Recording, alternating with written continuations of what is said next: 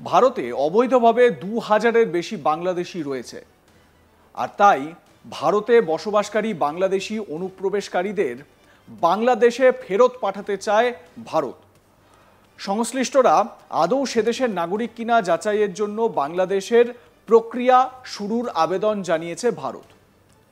বাংলাদেশকে এ বিষয়ে তথ্যও তুলে দেওয়া হয়েছে। সে কথাই জানানো হয়েছে ভারতের বিদেশ মন্ত্রকের তরফে।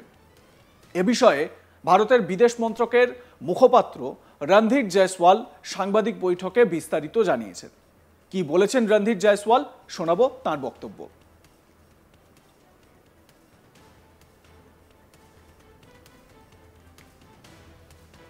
Questions regarding illegal immigration. See, illegal people who are staying in India illegally, or foreigners who are staying in India illegally, whether they happen to be Bangladeshi national or any other national, they will be dealt as per law. We have a large number of Bangladesh nationals here who are required to be deported. We have asked Bangladeshi side to verify their nationality.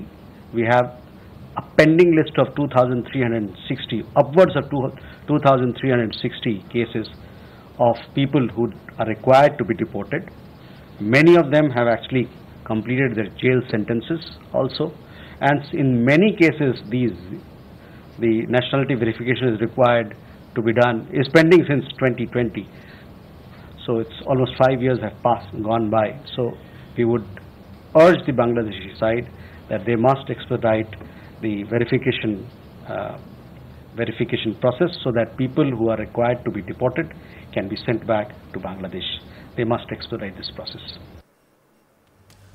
এবং পরিষ্কার একটা বার্তা, ঠিক যেরকম Donald Trump ক্ষমতায় আসার পর deportation শুরু করেছিলেন না, যেটা এখনো চলছে, যে দেশের নাগরিকরা, বিভিন্ন দেশের নাগরিকরা যারা আমেরিকায় অবৈধভাবে থাকছিলেন, আইনি কোনো নথি ছিল না, কাগজপত্র ছিল না, তাদেরকে দেশে ফেরত পাঠানো হচ্ছিল, তাই না? ঠিক সেই রকমভাবে এবার বাংলাদেশি নাগরিক যারা ভারতে অবৈধভাবে রয়েছে তাদেরকে ফেরত পাঠানো হবে।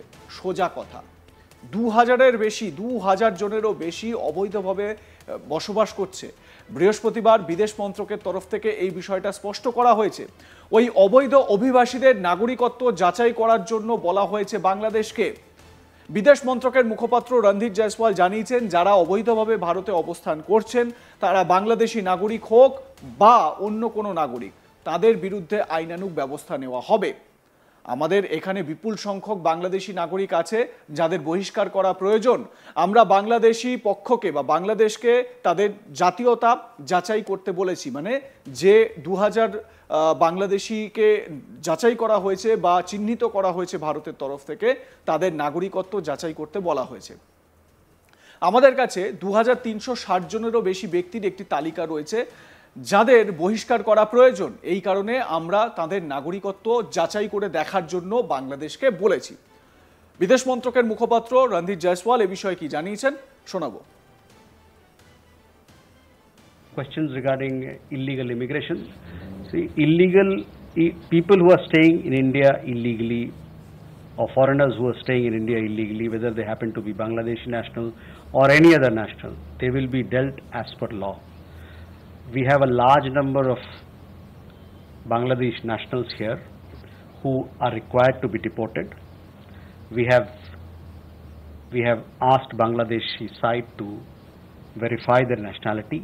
We have a pending list of 2,360, upwards of 2,360 cases of people who are required to be deported. Many of them have actually completed their jail sentences also, and in many cases the nationality verification is required to be done, is pending since 2020. So it's almost 5 years have gone by. So we would urge the Bangladeshi side that they must expedite the verification process so that people who are required to be deported can be sent back to Bangladesh. They must expedite this process. পরিষ্কার কথা, তাদের এই প্রসেসটা শুরু করা উচিত। এবং ভারতের কাছে যে তালিকা আছে, যেটা জানতে পারা যাচ্ছে ২৩৬০ জন বাংলাদেশি নাগরিক যারা অবৈধভাবে ভারতে রয়েছেন, তাদের একটা তালিকা তৈরি করা হয়েছে বিদেশ মন্ত্রকের তরফে। এবার তাদেরকে ফেরত পাঠানোর পালা। পাকিস্তানের বিষয়েও প্রশ্ন ওঠে। পাকিস্তানের বিষয়ে ভারতের অবস্থান প্রসঙ্গে রণধীর জয়সওয়াল বলেন, ভারত পাকিস্তানের যে কোনো আলোচনা দ্বিপাক্ষিক হতে হবে। একই সঙ্গে আমি আপনাদের মনে করিয়ে দিতে চাই যে আলোচনা এবং সন্ত্রাস একসঙ্গে চলতে পারে না। সন্ত্রাসবাদের ক্ষেত্রে যেমনটি আগেও আমরা বলেছি, ভারত সেই সব উল্লেখযোগ্য সন্ত্রাসবাদীদের হস্তান্তর নিয়ে আলোচনা করতে ইচ্ছুক যাদের তালিকা কয়েক বছর আগে পাকিস্তানকে দেওয়া হয়েছিল। আমি আরও জোর দিয়ে বলতে চাই যে জম্মু কাশ্মীর নিয়ে যে কোনো দ্বিপাক্ষিক আলোচনা কেবল পাকিস্তান কর্তৃক অবৈধভাবে দখলকৃত ভারতীয় ভূখণ্ড নিয়ে হবে এবং সিন্ধু জল চুক্তির প্রশ্নে যতক্ষণ না পাকিস্তান বিশ্বাসযোগ্যভাবে এবং অপরিবর্তনীয়ভাবে আন্তঃসীমান্ত সন্ত্রাসবাদের প্রতি তার সমর্থন প্রত্যাখ্যান করছে, ততক্ষণ পর্যন্ত এটি স্থগিত থাকবে।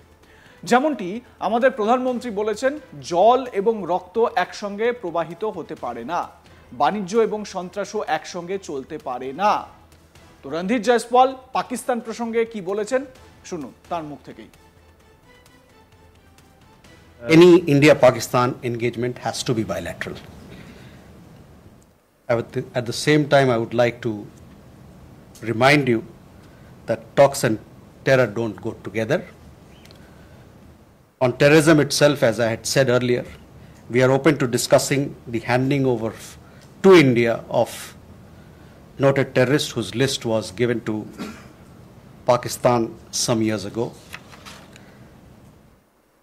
I would also like to underline that any bilateral discussion on Jammu and Kashmir will only be on the vacation of illegally occupied Indian territory by Pakistan.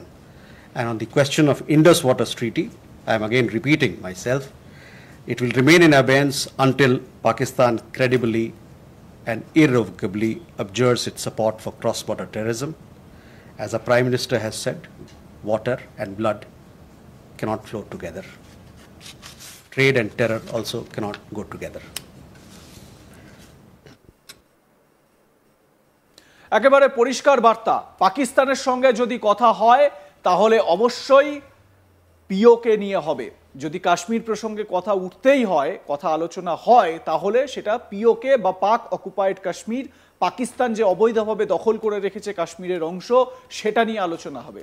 বিকানেরের জনসভা থেকেও প্রধানমন্ত্রী কিন্তু একই কথা বলেছেন যে বাণিজ্য এবং সন্ত্রাস একসঙ্গে চলতে পারে না, এবং তিনি এটাও বলেছেন যে পিওকে নিয়ে কথা হবে, মানে কাশ্মীর নিয়ে কথা হলে পিওকে নিয়ে হবে, জিহাদ বা জঙ্গিবাদ নিয়ে আলোচনা হবে।